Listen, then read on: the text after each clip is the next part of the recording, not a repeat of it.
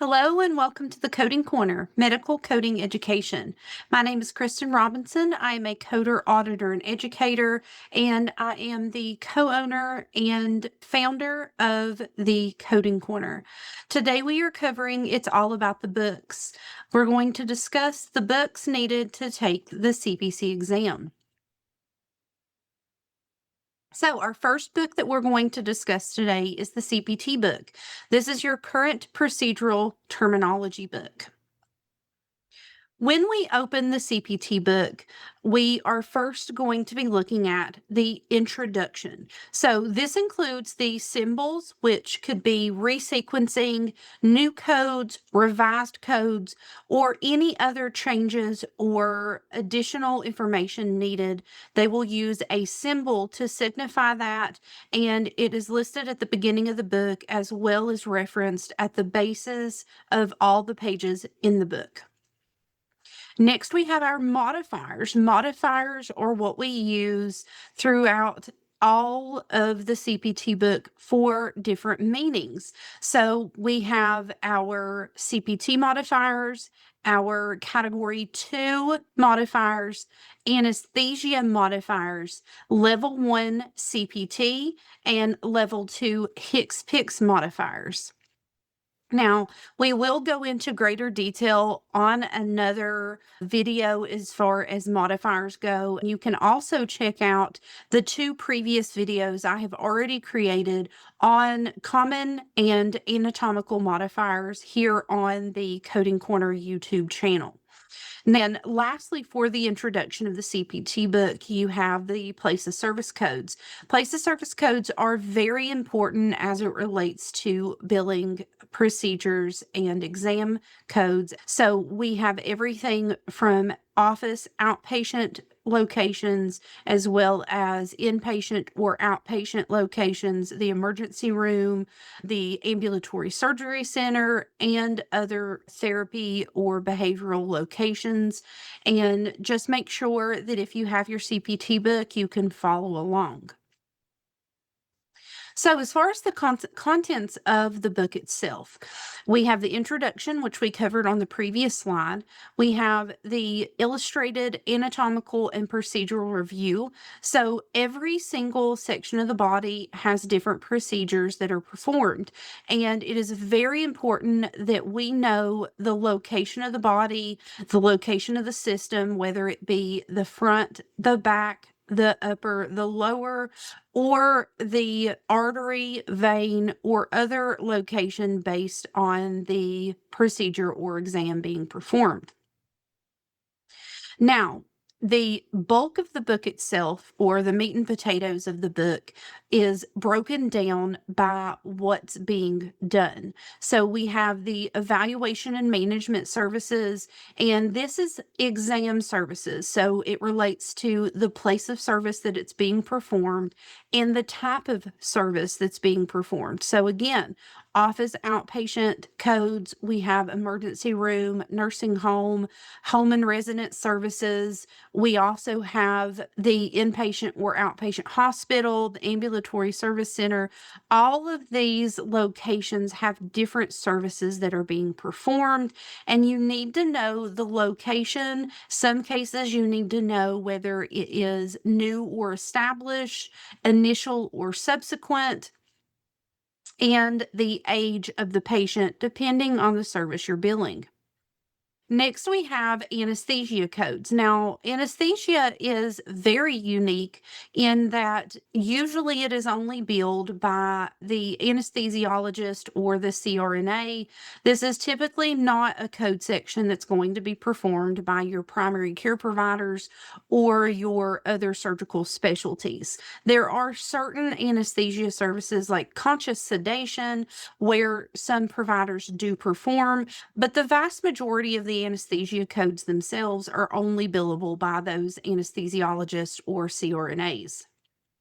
This is followed by the surgery section. Now, the surgery section makes up quite a large portion of the book itself because it covers all of the body systems. So it's not one specific area of the body.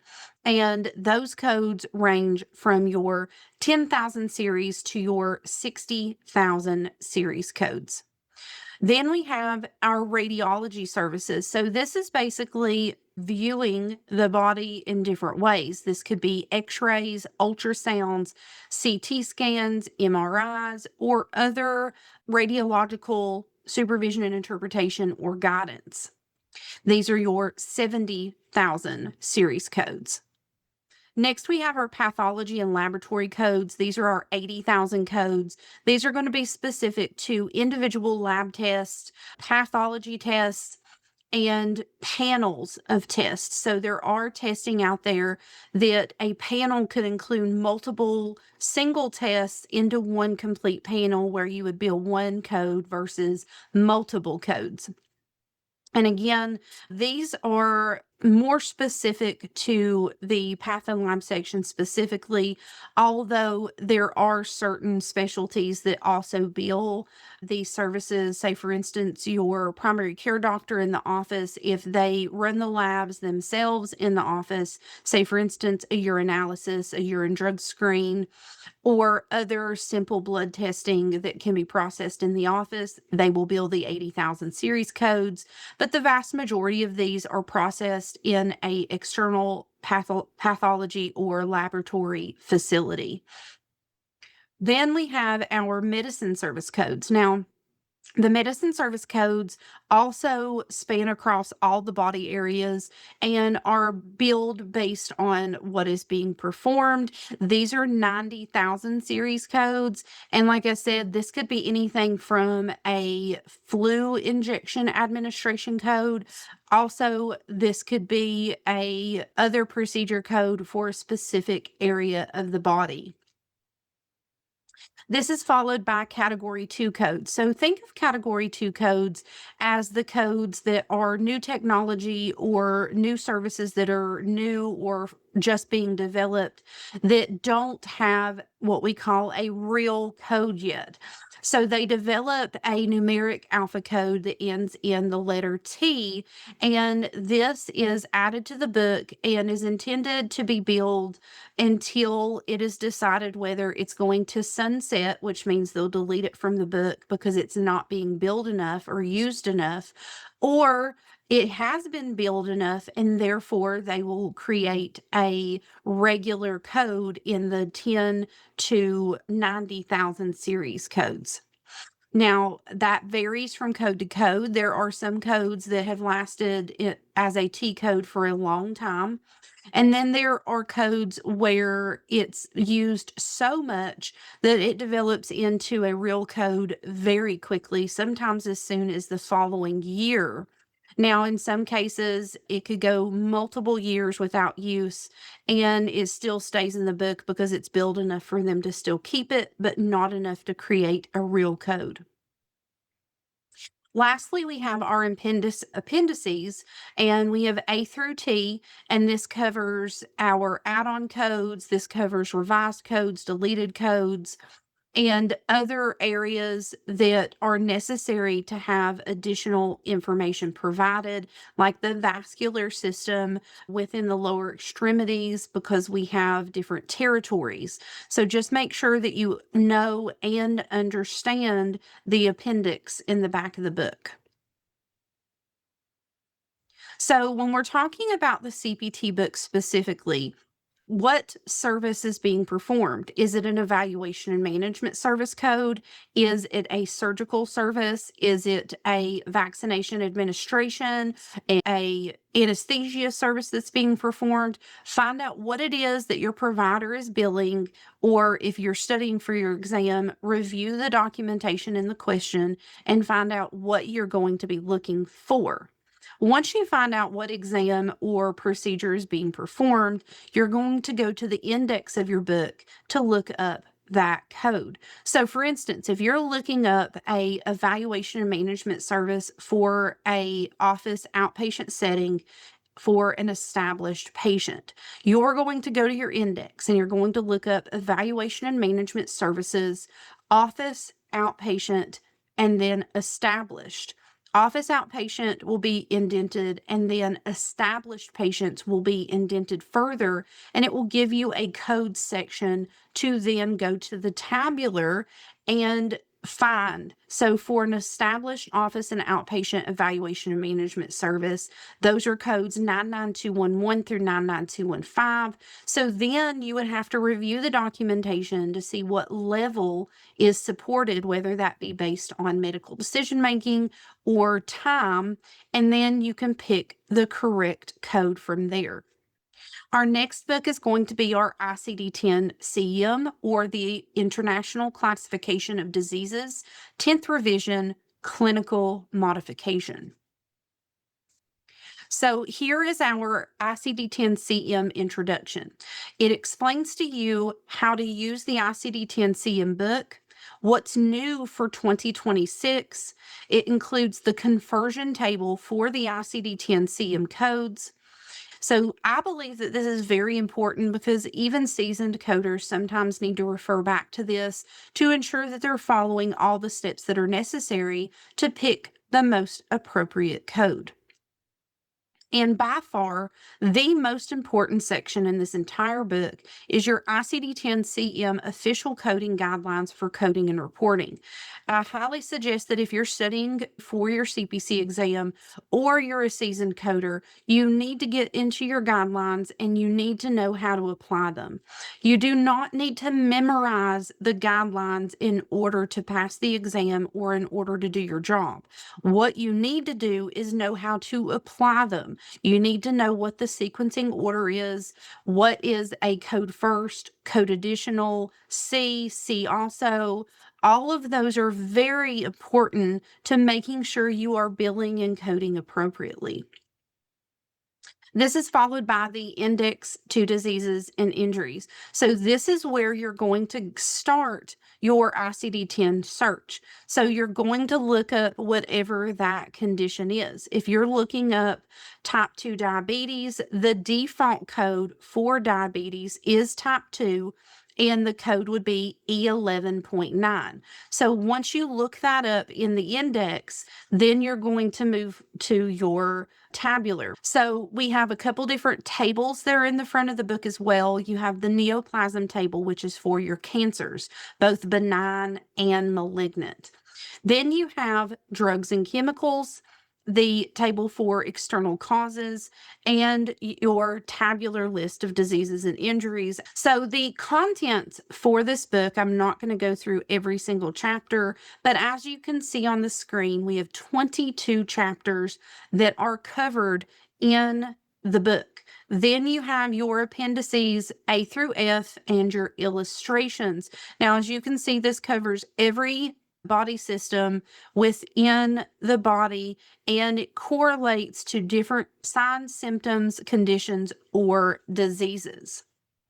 For the HCPCS book, which is our last book that we're looking at today, we have the Healthcare Common Procedure Coding System.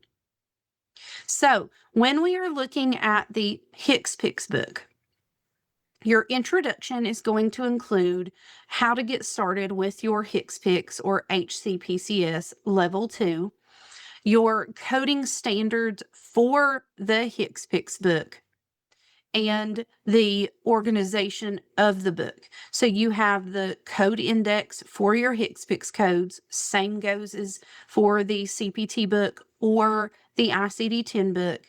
You have brand name drugs that are listed and how to apply those, and unlisted or NOS, which is not otherwise specified. Then you have your icons that identify certain callouts throughout the book, depending on what needs to be emphasized. Lastly, you have your appendices 1 through 6. And again, this is very important to address because you need to understand what are in those, especially when it comes to your HCPCS modifiers that differ from some of the modifiers that are in your CPT book. So how is the HCPCS book used? So we've already covered how to use the CPT book and the ICD-10 book. So you're going to look for whatever drug, biologic, device, or exam is being performed or applied or administered. And then you're going to go to the index to find the correct alphanumeric code. So for instance, if you're looking up a specific drug code, that would be a J code. If you're looking up a durable medical equipment, that's probably going to be an E code, or it could be another code depending on the type of device being applied. Then you have your G codes, which are Medicare exam codes. So Medicare has specific guidelines that relate to correlations to other CPT codes. For instance, they have a specific exam section for IPPE and annual wellness exams that are G codes only and only billable to Medicare patients. Once you find the code section for what you're looking for, then you're going to go to the tabular list to assign the correct HCPCS code. So finally, I wanted to cover some of the things that are allowed and not allowed in your book. So there are tabs that come with your books. Specifically, the CPT book comes with one whole page of peel and stick tabs. So what I like to do is actually rip that out of the book and then individually place all of those tabs in my book. Now, I also am one of those people that like to tab other pages that maybe call out for me specifically, or that I've made specific notes or highlights on that I don't want to forget where they're located. So in those cases, I highly recommend that you invest in some of these Avery tabs. So they have this really thick section on the side that you can use a Sharpie marker to identify what section you're labeling, and then you just peel it off and you stick it in your book wherever your notes, highlights, or whatever you want to find easily should go. And that way, especially when you're taking your test, you can get to those things easily. Remember, additional tabs are allowed. It's the other things like sticky notes that aren't, and we'll get into that a little bit further in a minute. I also suggest that you invest in highlighters. Get you multiple colors and make yourself a legend for what each color stands. So you may use green for updated codes or codes that have been deleted or revised. You may use pink for, say, like a change in a code. Say last year it was a specific verbiage and this year that verbiage has changed. Then you may use yellow for specific code definitions. For instance, if it's moderate decision making, you may want to highlight the word moderate, or if it's 25 minutes to meet or exceed, you may want to highlight 25 minutes that must be met or exceeded. So that way you know exactly what that color stands for. So when you're in your test, you can understand why you made that note. And then lastly, I highly recommend you getting a set of note-taking pens. Now, I know it's really hard to see this in the video, but these are Micron brand book pens. Now, they don't bleed. They're perfect for the pages within your book, and they don't smear like other pens or markers may. You can get a mixed color pack, and I reserve red specifically for very important things only. Then use your other colors for everything else. So when it comes to making notes in your book, again, make the notes that make sense to you. I highly suggest you don't start making notes in your book super early. I suggest that you study your books, you go through your program, whatever program that may be, and you don't really start making notes until you're further into the program or getting ready to study for the exam itself. So the reason I say that is because notes that may mean something to you when you're just first learning it may not be necessary by the time you get ready to take the exam because you've already mastered that and you no longer need that note, where that could take the place of a note that you need for the exam itself. What's not allowed in the books? So, sticky notes. No sticky notes, nothing stapled, nothing paper clipped, no added pages, and no questions or answers from the study guide or other practice exams. If you are having trouble with a particular question, find out what it is you're having trouble with and write the definition or the term or the concept. Do not write the questions and answers. So, that closes us up for today's presentation. If you are not already following and subscribing to the YouTube page for the Coding Corner, please make sure that you subscribe and hit that bell to be notified for every new video that we upload to the channel. I will also include our other social media platforms as well as the Amazon page for you to get some additional tools to help you study or to mark up your books. And I look forward to seeing you in the next session. I hope you all have a great day, and we'll see you next time.